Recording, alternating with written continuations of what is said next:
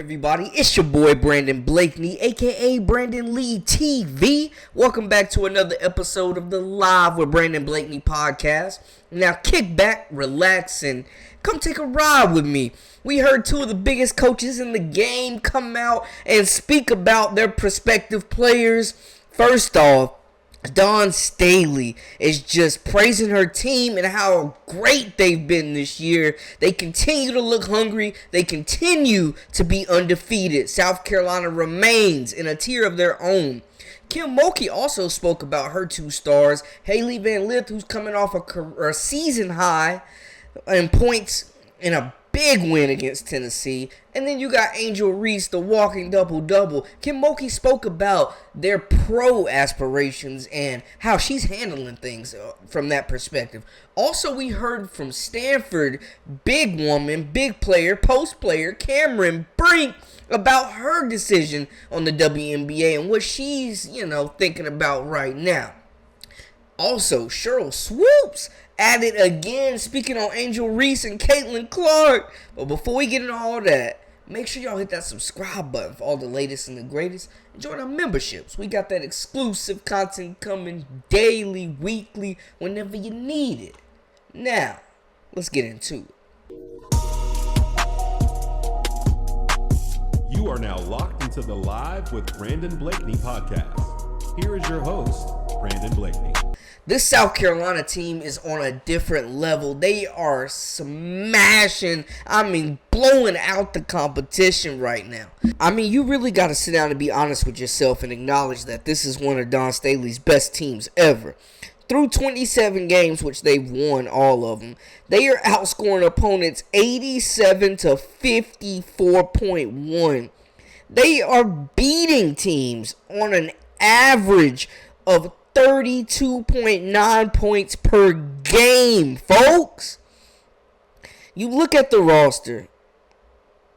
You got 4 players in double figures. Another 2 who are very close to it. You got Raven Johnson leading this team in assists down there. Camila Cardoso leading the way with blocks, rebounds, points. She's been getting it done. And even when she sat out a couple games, they have continued to just not lose a step. One of the best transfers in the nation. Tahina Powell, 11.5 points per game. Also throwing out 3.7 assists, which is crucial.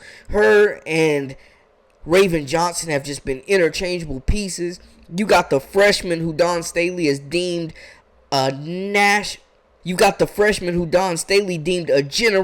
talent. Malaysia Fulwali averaging 11.3 points per game, almost 3 rebounds, 2.3 assists, and she's second on the team in steals, only averaging 18.9 points per game, 18.9 minutes per game, and she's third in scoring. Nuts. Bree Hall, somebody that has been around the program and waited her turn, is finally getting rewarded. Chloe Kitts, another young player who came early last year who has really hit her stride. Ashlyn Watkins, the future of this team, in my humble opinion, a future potential top WNBA draft pick. Just the most athletic player in women's hoops right now. Between her and Fulwali, they're competing for that 6th Player of the Year award, and it's just been incredible to see both these players. Fulwali coming in with so much hype, delivering. She is the most electrifying player in the nation. Anytime she has the rock in her hands, seats are empty because everybody's standing up waiting to see what's going to happen. The rise of Sanaya Fagan has been incredible in her relief duty, taking over for Camila Cardoso in a few games. Tessa Johnson, another freshman, has really found her shooting stroke as of late. Like, this team is just deep. You just continue to go down this roster, and, hey, Coach knows, though. Coach Staley knows. She's been here before. The team really surprises me every day. Every time that we play a game. They have something about them, a competitiveness in them that they don't want to lose, and they find ways to win no matter how teams are approaching us, no matter how the game mucks up or how the game is smooth, or they find a way to win basketball games, and that's a sign of a really good team. I'm not gonna say that we're not a good basketball. We're a really good basketball team when we are playing like we played today, locking up defensively and then sharing the basketball offensively and making sure that the right people are taking the best shot on the floor. And that's a challenge. It's a challenge every day because we haven't lost a game and our players are thinking that this is the way it is. And it really isn't, because the competition gets better and better as we approach postseason. So we want to give our players their flowers, but we also know that there's work to do. Hey, whew. The favorites for the championship this year, man. They have come back on a revenge tour, and I don't know if anybody can stop them. We're looking at Ohio State. We're looking at Iowa. We're looking at potentially LSU. Maybe Stanford. I don't know, folks, but it's just looking like South Carolina is about to run the gauntlet. And with only a couple games remaining, it definitely looks like they are on their way to finishing the regular season undefeated, and potentially winning the SEC tournament championship. But standing in their way could be LSU, who is looking to lock up that 2 seed. They are the second team in the SEC standings right now.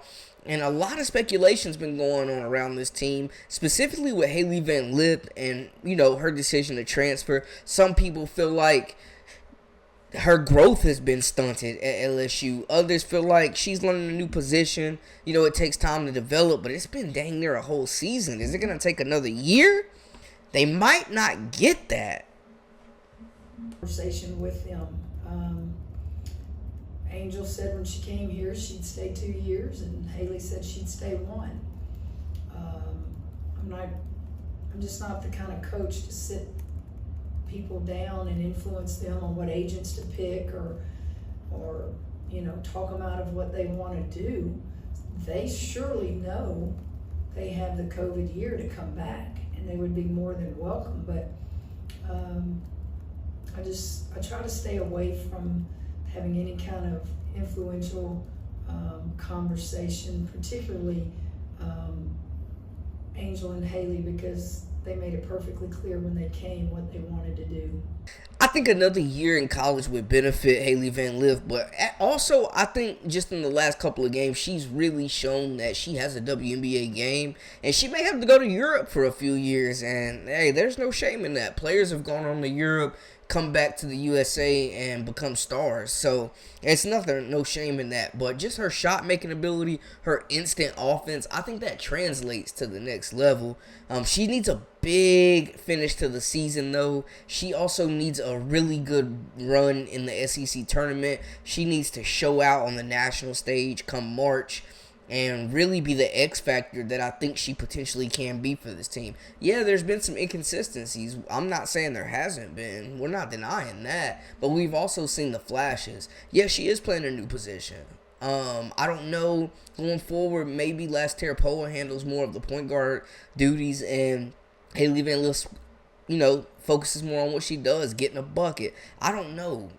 It's a difficult situation. Maybe some of y'all don't feel like it's difficult, but it seems like a difficult situation. But we gotta say, Hailey Van Lith is leading the team in assists. On the season, Van Lith is averaging 11.9 points per game, 2.5 rebounds, and 3.9 assists, almost 4 assists, shooting 40% from the field. And she's leading the team in assists. Like, we're seeing her adapt to being that she's literally like the 4th option on this team.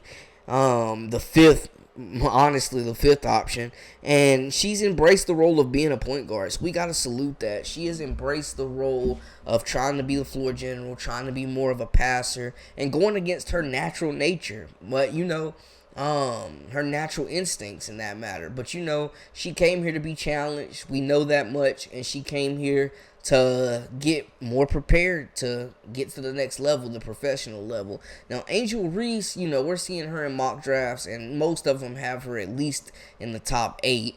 So she's going to go a very high pick. Don't know exactly how her game translates. Like, we know she can handle the ball. We know that she can, pass the basketball. She's a really gifted passer. We know she's a dog on the glass. But it's a whole lot of bullies in the WNBA. And I think, we heard a second clip from Sheryl Swoopes after she kind of people tried to drag her on social media, but a lot of people came and had her back. And she spoke out again, kind of clarifying, her comments and the future of Angel Reese as well as Caitlin Clark, looking at their WNBA futures. Could be the best college shooter I've ever seen, right? So I don't have any hard feelings towards Caitlin, no hard feelings towards Angel.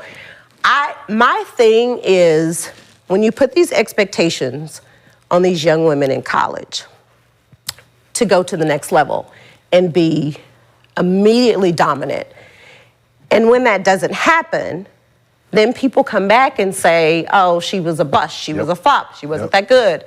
Like, just let them do what they're doing in college, enjoy what they're doing in college, and let them become stars in the WNBA.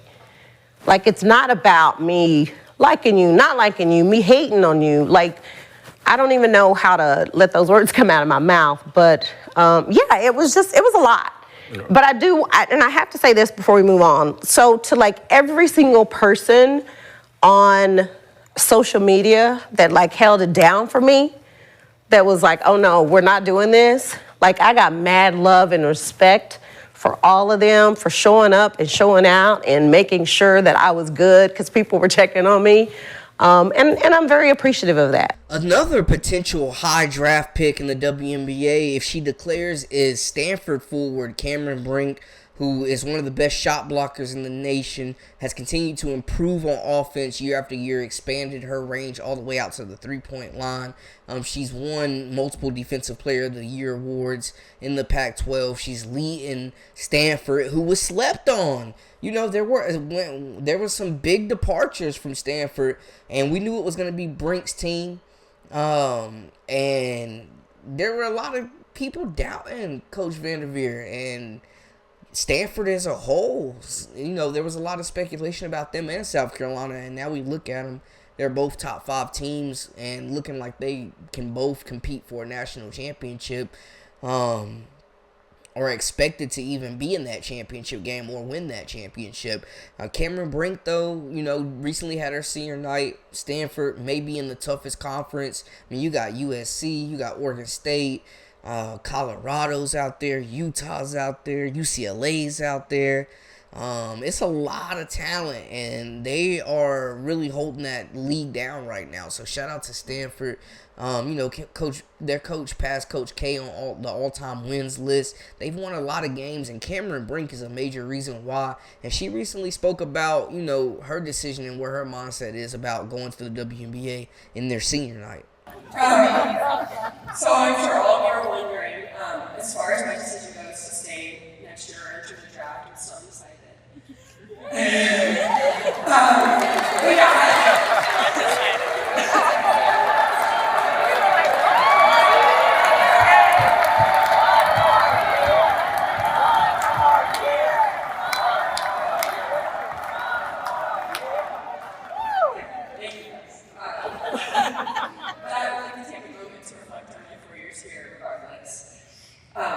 My freshman year, my first practice ever was on the 10th. On the year, Brink is averaging 17.7 points per game, 11.3 rebounds, 2.5 assists, but you cannot ignore the fact that she's averaging 3.7 blocks per game, leading the nation, elite shot blocker. And I think, too, we saw like her develop, we saw the trajectory and just like the benefits that came with playing in that 3v3 tournament this year with those pros and getting that international experience, but also playing a more physical brand of basketball. Cameron Brink is on another level, man. And I love that we're seeing her reach her max potential. And I also thought it was cool that Sonya Curry came out, Steph Curry's mom came out and showed support. We know their families go way back. the parents. So it was nice to see that support there. But Brink, I really hope she comes back for another year too. I hope they all come back. That's just me being selfish. But I mean, college basketball is at an all-time high right now, and you got these super teams forming in the WNBA right now. Y'all see what Seattle doing. Like, man, these ladies might need to stay in college as long as possible. But we need another year, man. I want to see it. I hope we get to. With Brink, Stanford's moving to the ACC next year, so that'll be very interesting. I mean, they're bringing a juggernaut of a program that's really going to elevate the ACC, which is already a very tough league. And I mentioned in my last video when we were talking about Azella Arenas, as well as McKinley Randolph, the daughters of Gilbert Arenas and Zach Randolph, who committed to Louisville. Shout out Coach Jeff Walls. But it's going to be a juggernaut of a league. I'm interested to see if is that enough motivation for her to come back. But I also think, to play in the ACC, but I also think it'll be interesting to see too from a standpoint of looking at these teams and how they do in the NCAA tournament. If there's an early exit for one of these groups, maybe those star players come back. I mean, the first domino to fall we already saw was Paige Beckers. We saw that was the first domino to fall already. So with her coming back, that opens the door. If Caitlin Clark comes back, hey, I'm just saying there's a lot of moving pieces going on here, man. And there's like not a rush to get to the WNBA. Like, this COVID situation was so bad when it was going on and, still impacting people. But like, would it for now, given that extra year and what athletes are doing to take advantage of that extra year, it's been groundbreaking. I mean, it's something that we've never seen before as a country. We're sports fans in general, and we get a chance to see some of our favorite players get an entire extra year of eligibility. We saw Big Mondo Baycott, use his extra year of COVID. Carolina competing for a national championship, man, doing big things, just knocked off Miami. It's a lot that's going on that I think can impact the college game next year. And then, you look at these freshmen who are not saying they got next. Juju Watkins, Hannah Hidalgo, there's a lot. Talia Scott. It's just there's a lot of talented freshmen, man. I love Audie Cooks. I'm big. She's physical. I love her game. Madison Booker, like all these freshmen, maybe the greatest class. One of the greatest classes we've ever seen in the last few decades, for sure. The 2023 class, these freshmen are saying they got now. And we're seeing it, but another year with Cam Brink, another year with Caitlin Clark, you know what I'm saying? We're already getting Paige Beckers coming back. We'll see if that impacts the Sarah Strong situation. I don't know. We'll get into that. But, it's just a lot that's going on. With certain players, and we're waiting to hear these decisions, but a lot of them haven't made those decisions, and respectfully so. But I think it's big hearing from these coaches. I think it's big. That was big of Kim Mulkey and how she's wanting the best for these players. She has called a rap for former players. People say she don't have her players back, and saying they've heard former players come out and yada yada. I haven't really heard that much, but. It's nice to see, obviously her players love her and respect her. And it seems like she definitely has their best interests at heart. It'll be interesting to see, though, because LSU could look two completely different ways. They're going to have to hit the transfer portal if Van Lith and Reese leave. They're going to have to hit the portal hard.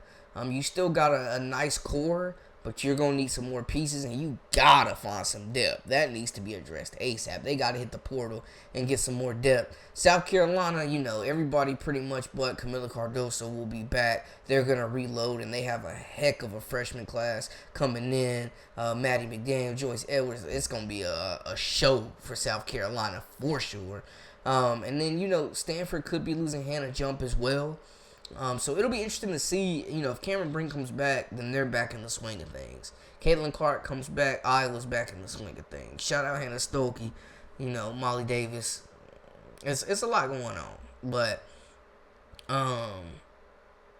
Yeah, it's a lot of decisions that have to be made, and we'll be on the lookout for them. But y'all let me know how y'all feel about the latest and the greatest, and make sure y'all hit that subscribe button for all the latest. And holler at me in the comments. Let me know how y'all feel. Who's staying? Who's going? Who should stay? Who should go? You know, is it a rush to get to the WNBA? Should they stay? Looking at these super teams, it's getting real spooky in the WNBA.